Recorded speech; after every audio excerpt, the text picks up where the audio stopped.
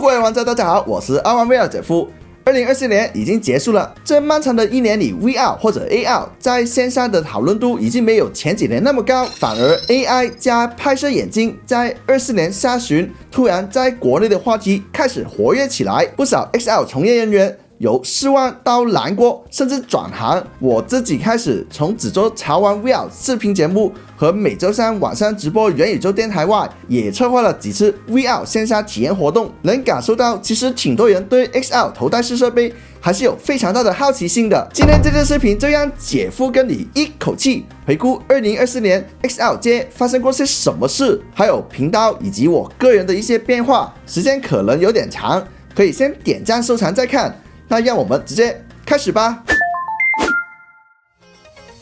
1月份最重要的大事件必须是 Apple Vision Pro 宣布在美国开售。还记得当时我是在 Rocket 活动出差期间，晚上跟大家伙一起在网上预定 Vision Pro 的，非常的刺激。对于这台划时代的机器，我还是有挺多想法的，后面再讲。同时1月初，高通也宣布了跟三星、谷歌合作出新芯片，骁龙 XL2 Plus Gen 2是 Quest 3上的 XL2 Gen 2升级版，参数都很美丽，有望对标 Vision Pro 做到 4K 级空间计算。当时说至少有5家硬件厂商会跟高通合作使用这个芯片的。在1月1号发布的 UE VR 也是非常大的一件事，把几乎所有的 Unreal Engine 5做的游戏一键转换成 VR 版本，可以说有挺多 VR 玩家的2024年一整年的快乐，就是来自于 UE VR。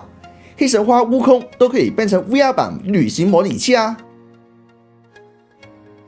2月份我拿到了一台山寨 Vision Pro 1金的 Vision SE， 并且出了一期视频，这玩意零售价竟然接近2000元，是梁静茹给你的勇气吗？然后是 Vision Pro 在美国正式发售，托我的好兄弟帮忙在苹果线下店取货，3天后我就拿到空运回来的 Vision Pro 啦。在农历新年期间做了不少视频节目，跟直播连线聊这新玩意。同时 Meta Quest 的 V62 固件也在2月份宣布推出，支持观看 iPhone 拍摄的空间视频。从这一刻开始 Meta 把 Vision Pro 的功能一个一个往 Quest 上面搬，正所謂抄係蠢，唔識抄嗰個仲蠢。反复做人子肯定是没有用的，把一些正确的决策抄过来，其实在我看来是没有太大的问题的。还有 Meta 跟 LG 宣布要合作推出新设备，小张还特意飞到韩国跟 LG 高层合影。虽然几个月后这件事就黄了，还是挺可惜的。3月份传出谷歌说服 Meta 加入 Android XL 系统，不过 Meta 当然是拒绝的，专心做自己的操作系统。而索尼这被报道暂时停止生产 PSVR 2，直到清理积压的未售出设备，为几个月后推出的新配件埋下伏笔。Vision Pro 在3月初推出新系统版本 Vision OS 1.1，改善了 Persona 自影像的效果，也开始有传闻说 Vision OS 2.0 要增加 Spatial Persona 空间自影像的功能，也是我个人觉得是 Vision Pro 上其中一个很有潜质的功能。而 Pico 上的节奏游戏闪域宁静游戏工作室在2023年11月份被 Pico 倒闭和暂停运营后，在2024年3月终于复活啦，由新的运营团队接手。当时我们在元宇宙直播时还找了资深玩家过来深度聊了一下。4月份 Vision Pro 终于更新了空间自影像，以 3D 的形式出现在我的空间里，无论是现实环境还是虚拟环境都行，跟传统视频通话非常不同，可以面对面聊天之外，更可以一起看电影、玩游戏等等，瞬间拉近了各处释放朋友的距离。而我也尝试把这神奇的体验分享给更多人，搞了2场小型线上 XR 体验活动，让到场的玩家与开发者分别体验 Vision Pro 和 Quest 3。到4月中时，Pimax 小派科技发布了全新的 PCVR 头显 Crystal Light， 而 Meta Quest 的新系统 V64 带来了可以识别家具以及多模式识别，也就是能同时使用手部追踪和手柄追踪的功能。Meta 还在4月下旬公布重磅大新闻，决定开源操作系统 Meta Horizon OS， 并且跟多家硬件公司合作，针对不同使用场景设计新的 VR 和 MR 头显。详情可以回看我第一期视频的。Quest 1代在4月30号开始停止应用支持，同时 Meta 也为智能眼镜 Ray-Ban Meta 增加 AI 功能，这个动作非常有意思，因为突然很多厂商就对 AI 加眼镜这个组合有兴趣了。在23年10月发售时，除了我和几个专注于 AR 类别的 KOL 发视频以外，没几个人聊。到海外圣诞季，有很多网红拍摄第一人称视角也不太关注，直到 AI 功能一更新， AI 拍摄眼镜这一品类突然成为2024下半年国内各大资本蜂拥而上的香饽饽。这个话题聊到后面，你们就知道关注度有多夸张了。5月份 Vision Pro 上线了漫威的沉浸式互动体验 What If， 这应用对于新入门的玩家还是有不少可玩之处的。 MetaQuest 更新了旅行模式，进一步向 Vision Pro 的体验靠拢。谷歌在 I/O 2024大会上发布了带有显示模组的 AI 智能眼镜示范片段。 LG 回应了韩国新闻媒体对于取消跟 Meta 合作的报道，表示新头显将会推迟到2027年推出。这种烟雾弹一样的新闻在2024年还真见过不少的。 Quest 3S 有了一次最完整的规格曝光，但是的爆料基本上在发售时能完全对上。月底 MetaQuest 上的 VR 一体机大作《阿斯萨的之怒2》还在 Quest 3更新了独有的 4K 材质变化。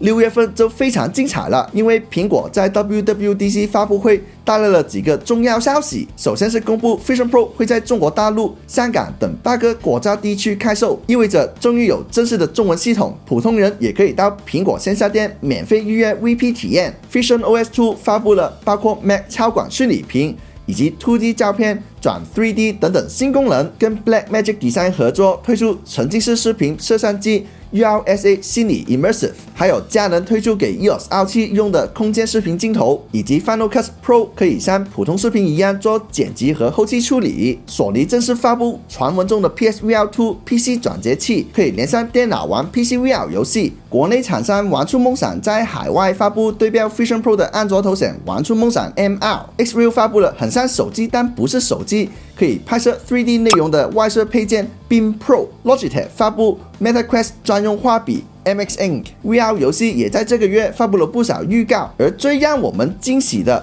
必须是原本 Pico 独占的 Just Dance VR， 现在被 Meta 接手并登陆 MetaQuest 平台。前高通 XR 部门领导 Hugo Swartz 跳槽到谷歌，为今年年底谷歌的一个重要发布埋下伏笔。5月底6月初，我在广州英 G 游戏艺术节策划了连续3天的大型线上 XR 体验，可以玩到 Vision Pro 之余，也能用 MetaQuest 3玩 ML 大空间游戏，非常受大人小孩们的欢迎。7月份头等大事就是元宇宙电台2周年啦！我们策划了一期在北京的线下听友聚会，还玩了用 Vision Pro 的室外大空间游戏《山海空间》。Meta 的手机 App MetaQuest 宣布将会更名为 Meta Horizon。在上海 ChinaJoy， 我们还提前摸到刚发布没多久的玩出梦想 MR 工程机，没过几分钟，甚至还被工作人员阻拦了。国内首个第三方 Apple Vision Pro VR 手柄Surreal Touch 也是在7月份发布并开始众筹。索尼搞了个 PSVR 2限时优惠，一天卖出了1年的量。同时在 Steam 上线了 PlayStation VR 2 App， 为8月份的新品做好准备。AR 头屏眼镜方面， Rocket 发售了包含头屏眼镜 Max 2和触摸主机 Station 2的 Rocket AR Lite 套装。 Xreal 发售面向 AR 开发者的 Air 2 Ultra， 但总感觉这一类采用 Birdbath 光学方案眼镜已经发展到头了，没有更多让人眼前一亮的新突破。8月份的首要大事一定是 Pico 4 Ultra 和2代追踪器发布。这台新的 VR 体机在硬件和软件上是没有什么问题的，而最大问题是大肆的定价超出了大家的预期，而且居然选了跟黑神话悟空推出的同一天开网上发布会。这件事甚至入选了我们的 Bad VR 大赏2024年度大无语事件。或许从这个产品系列由始至终都不把 VR 游戏叫游戏，要叫做 VR 娱乐应用，就不难理解这是 Pico 的市场策划的决定啦。同时 Pico 在内容上也有不小更新，例如粉丝向的3体远征互动体验，抖音 VR 也改版了。然后 PSVR 2 PC 适配器正式发售，可以把 PSVR 2直连电脑玩 PC VR 游戏。一开始很难用原价买到，我自己已经买了，但还没有时间做视频讲，等今年做一期吧。Meta 推出了 HDMI Link 功能，用一根 USB-C 采集卡就可以把手机、游戏掌机，甚至 PS5 等等电子设备投放虚拟屏幕到 Meta Quest 里面。Meta 官方账号证实，2年前画过的大饼给他 ISA VR 被无限期延期。VR 游戏发布会公布了5款从平面 PC 游戏移植成 VR 的游戏，都挺有意思的。而且我们的 VR UP 主酷豆有个 VR 绘画作品，在美国时代广场多个屏幕展示了1个月，冲出国际了，属于是恭喜恭喜！9月份一上来就有很多东西，例如 Xreal 自研芯片曝光。Unity 游戏 VR 化的插件 UUVR 发布 ，Vision Pro 第3方 VR 手柄众筹成功。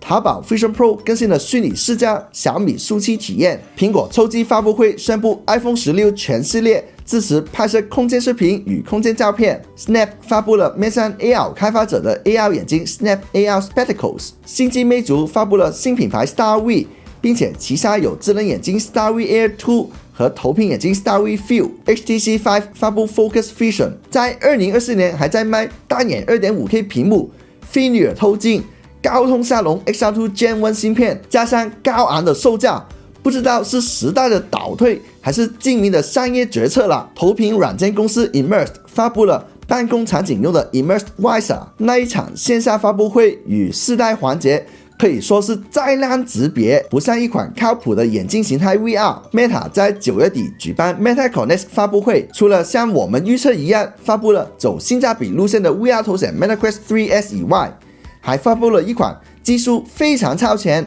但不对外发售的 AR 眼镜 Meta Orion。 这款眼镜一出，马上引发全世界的目光，可以说是今年的行业高光时刻，让人重新关注空间计算或者叫 XR。 而我还在9月底收到出街的 VR 体感服，相当有意思的产品来的，到现在还保持每周适配一款游戏的节奏。不过我还没来得及出视频讲，今年一定哦。10月份 Meta Quest 3S 正式发售，同时 Quest 3的 128GB 版本被砍了，只留下最大容量的 512GB， 把 Meta Quest 系列做出非常分明的价格阶梯。$299和$399的 Quest 3S，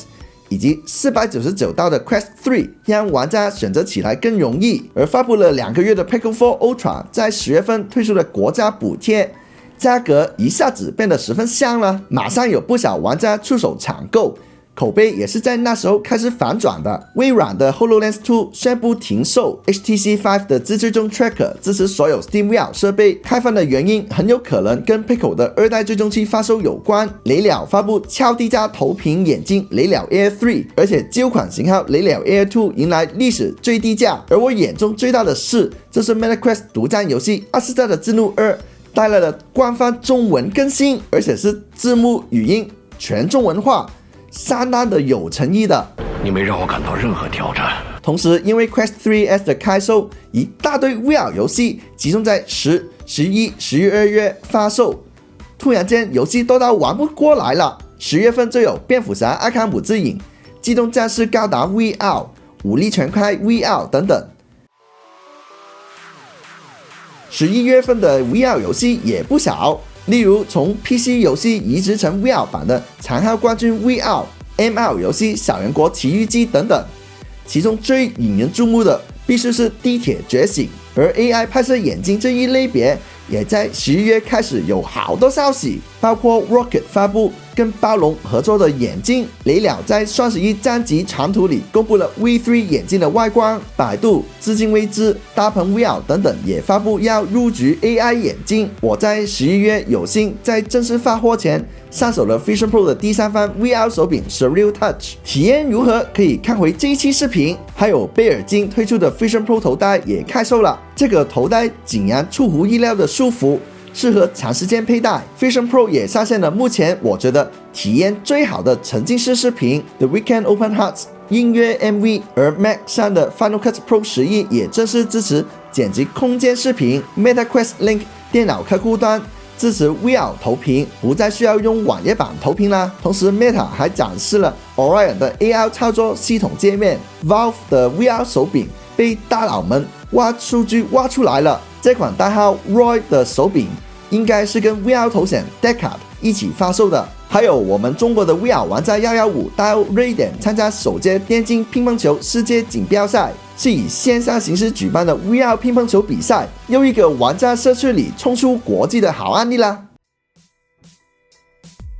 12月份的第一件大事，就是我们元宇宙电台获奖了，还有联合看直播的观众做了现场投票的 Bad VR 2024大奖，为玩家心目中觉得做得差还有做得好的 XR 颁奖。然后 TGA 游戏颁奖礼公布了年度最佳 VR AR 游戏是蝙蝠侠阿卡姆之影，传言苹果跟索尼在商谈给 Vision Pro 配 PSVR 2手柄，还有确定的 PSVR 2是支持手部追踪 ，Xreal 发布集成的自研芯片，并支持 3DoF 追踪的头屏眼镜 Xreal One。Meta Quest 3的 V72 系统更新，支持无缝连接 Windows 11，还有新的手部追踪与键盘透视等等。Vision OS 2.2 正式支持 Mac 超宽虚拟投屏，完成了所有在 WWDC 发布会上画饼的承诺。Pimax 小派科技发布轻量级 PC VR 头显 Pimax Dream Air，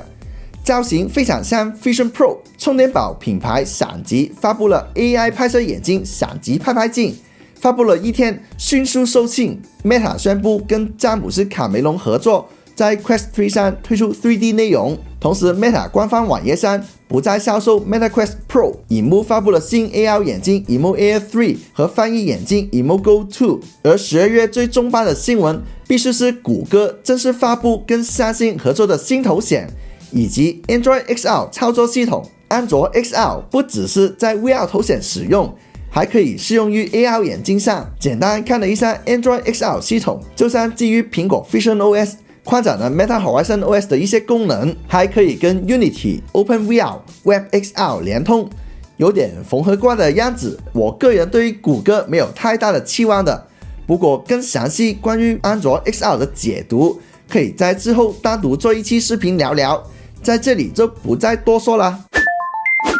今年大概就是这个样子了，理清时间线后，你会发现2024年国内海外的厂商都挺会放业务单刷存在感的，而且头戴式设备绝对是未来重点的发展方向，大厂小厂的布局一点都不慢哦。苹果 Vision Pro 在发售后每隔几个星期就会被唱衰，但事实证明一直有按自己的路线去更新，大的厂商也有一直在跟进。 Meta 的 Horizon OS 与谷歌的 Android XR 系统越来越像 Vision OS， 还不约而同开放操作系统给其他厂商做针对不同场景的头显或眼镜。有一些厂商会做自研头显、眼镜和系统，例如 Pico、玩出梦想、影幕、Rocket、雷鸟等等。但我猜按现在这个路径发展下去，这些设备都会接入到上面所说的2个操作系统里面的，特别是 AR 眼镜类的产品。而研发资源没有那么雄厚的厂商也会出个头屏眼镜或者 AI 拍摄眼镜应付一下，尽量不要掉队。这几天应该有不少国内厂商